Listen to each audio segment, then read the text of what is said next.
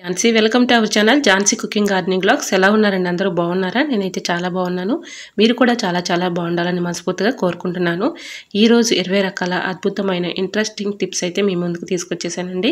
వీడియోని ఎక్కడ కూడా స్కిప్ చేయకుండా చివరి వరకు చూసి వీడియో నచ్చితే చిన్న లైక్ చేయండి ఫ్రెండ్స్. ఈ రోజు పెళ్లి రోజు పుట్టినరోజు జరుపుకున్న ప్రతి ఒక్కరికి కూడా హార్ట్ఫుల్ కంగ్రాట్స్ అండి. Many more happy returns of the day. ఇలాంటి పెళ్లి రోజులు పుట్టినరోజులు ఎన్నో జరుపుకోవాలని మనస్ఫూర్తిగా కోరుకుంటున్నాను. లేట్ చేయకుండా వీడియోలోకి అయితే వెళ్ళిపోదాం. ఫస్ట్ టిప్ని తెలుసుకుందాం. లైటర్లు మనం ఇలాగా యూజ్ చేస్తూ ఉంటాం కదండి. మనం ఏదైనా వంట చేస్తున్నప్పుడు అలానే చేతులతో ఇలా పట్టేసుకుంటూ ఉంటాము. దీనిపైన డస్ట్ పేరుకుని చాలా చిరాకుగా ఉంటుంది కదండి. పట్టుకోవడానికి కూడా చాలా జిడ్డుగా ఉంటుంది. అటువంటి ఇబ్బంది లేకుండా మనం చక్కగా ఈ విధంగా క్లీన్ చేసుకున్నాం అనుకోండి, చక్కగా మెరిసిపోతుంది. ఇలా ట్రై చేయండి. నిమ్మ తొక్క మనం రసం పిండేసిన తర్వాత తొక్కను పడేస్తూ ఉంటాం కదండి. అలాంటి తొక్కను తీసుకొని ఈ విధంగా దానిపైన కొంచెం సోడా ఉంటుంది కదండి, బేకింగ్ సోడాని ఒక 1/2 టీ స్పూన్ వేసేసి ఇలా నిమ్మబద్ద పైన ఒక 1/2 టీ స్పూను బేకింగ్ సోడా వేసేసి ఇలా రఫ్ చేసి క్లీన్ చేసామనుకోండి, చక్కగా క్లీన్ అయిపోతుంది. ఏదైనా ఒక పొడి క్లాత్తో ఇలా క్లీన్ చేసుకున్నాం అనుకోండి, దీనిపై ఉన్నటువంటి డస్ట్ కానీ మరకలు కానీ జిడ్డు కానీ అంతా కూడా తొలగిపోతుందండి.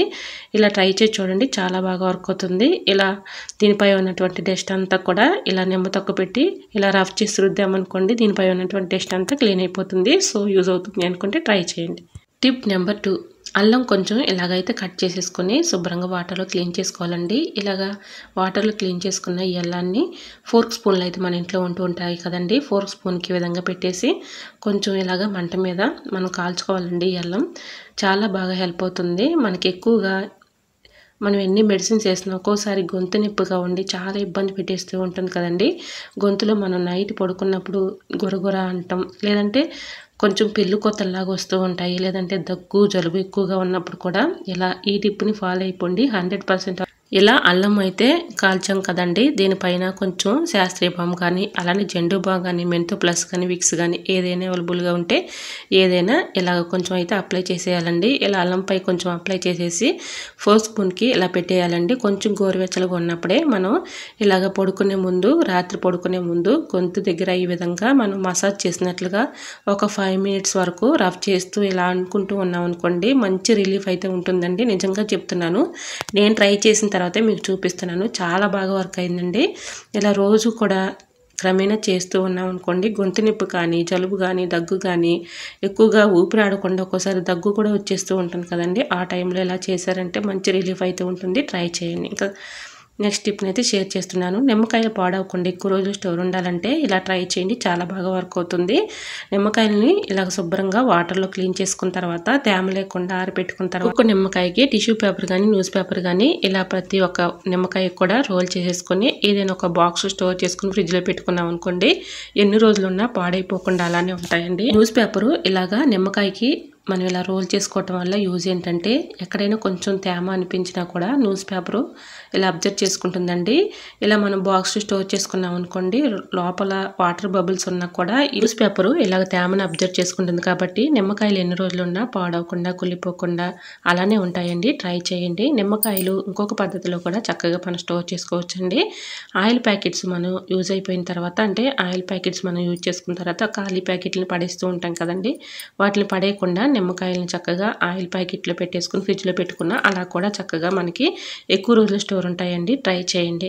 ఈ టిప్స్ అన్నిటిలో ఏ టిప్స్ అయితే యూస్ఫుల్గా ఉన్నాయో, ఏ టిప్స్ అయితే నచ్చాయో తప్పకుండా కమెంట్ సెక్షన్లో కమెంట్ చేయడం మాత్రం మర్చిపోకండి ఫ్రెండ్స్. ఇంకా నెక్స్ట్ టిప్ని తెలుసుకుందాం. తక్కువ ఆయిల్లో అయినా చక్కగా మనకి పూరీలు పొంగుతూ రావాలి అంటే ఇలా ఈ టిప్ని ఫాలో అయిపోండి. ఇలా పూరీలను మనం ఈ విధంగా ప్రిపేర్ చేసుకున్న తర్వాత ఇలా తక్కువ ఆయిల్లో కుక్కర్ ఒకటి పెట్టుకుని కుక్కర్లో ఇలా కొంచెం ఆయిల్లో ఇలా పూరీని అయితే చక్కగా పొంగేటట్లుగా ఇలా చేసుకోవచ్చండి. మనం చపాతీ పిండి కలిపేటప్పుడు కొంచెం పంచదార పాలను యాడ్ చేసుకొని అలానే కొంచెం ఆయిల్ కూడా వేసుకొని ఇలా కలుపుకున్నాం అనుకోండి, పూరీలు చక్కగా పొంగుతూ వస్తాయండి. తక్కువ ఆయిల్ అయినా ఈ విధంగా మనం పూరీలను అయితే చక్కగా కాల్చుకోవచ్చు. సో యూజ్ అవుతుంది అనుకుంటే ట్రై చేయండి. మరొక యూస్ఫుల్ టిప్ని తెలుసుకునే ముందు చిన్న రిక్వెస్ట్ అండి, మన ఛానల్ ఎవరైనా ఫస్ట్ టైం చూస్తున్నట్లయితే ప్లీజ్ అండి ప్రీవియస్ వీడియో చూసి మీకు నచ్చితే ఛానల్ని సబ్స్క్రైబ్ చేసుకోండి. పెన్ని క్యాప్స్ మనం ఈ విధంగా చక్కగా యూజ్ చేసుకోవచ్చండి. బట్టలు ఆరేసుకునేటప్పుడు, తీగల మీద బట్టలు ఆరేసుకునేటప్పుడు బట్టల క్లిప్స్ అవసరానికి లేనప్పుడు ఈ విధంగా పెన్ని క్యాప్స్ని చక్కగా యూజ్ చేసుకోవచ్చండి. ట్రై చేయండి.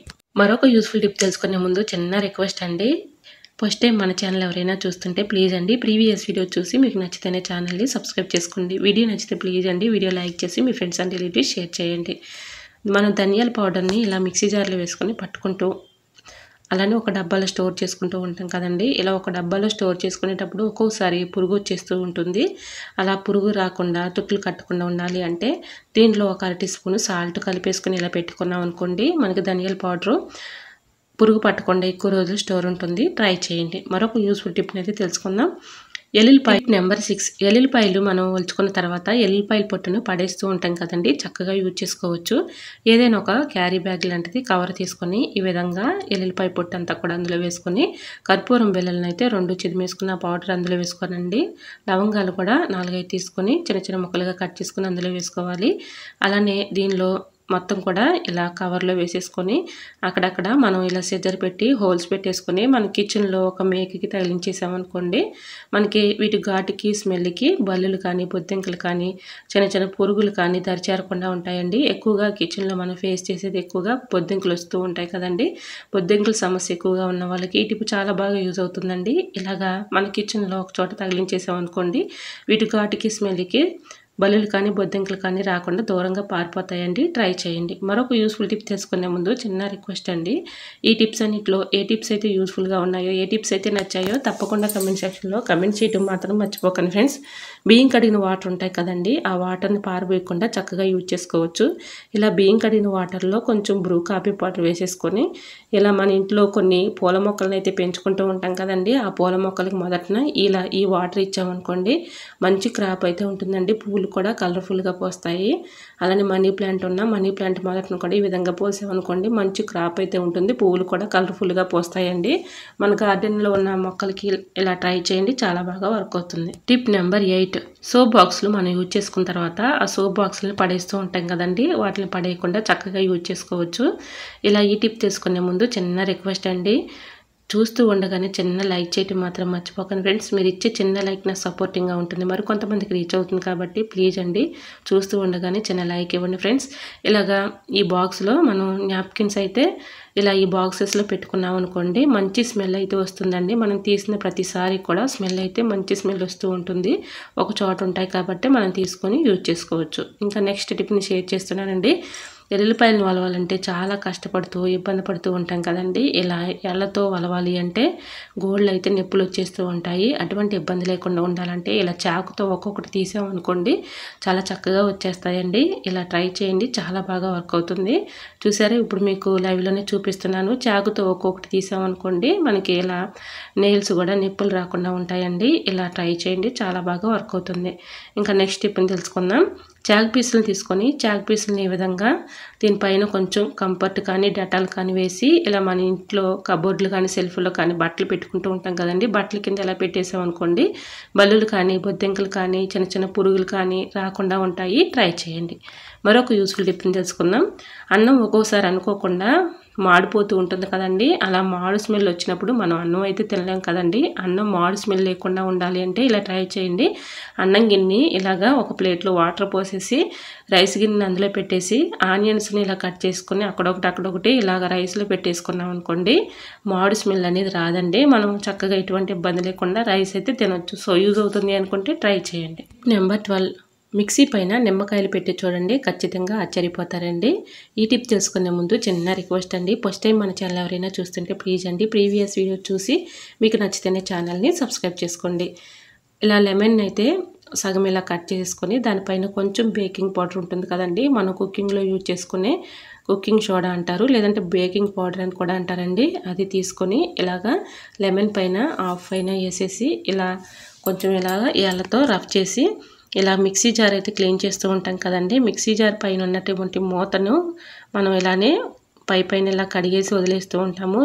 ఇలా డస్ట్ అయితే పట్టేసి ఉంటుంది కదండి. ఇలా గ్యాప్లో డస్ట్ ఉన్నప్పుడు మనకి ఇలానే ఒక్కొక్కసారి మనం మసాలాలు కానీ చట్నీలు కానీ పట్టాలంటే ఇలాగ మనకి ఫుడ్లో కలిసిపోతూ ఉంటుంది కదండి, హెల్త్ ప్రాబ్లమ్స్ అనేవి వస్తూ ఉంటాయి.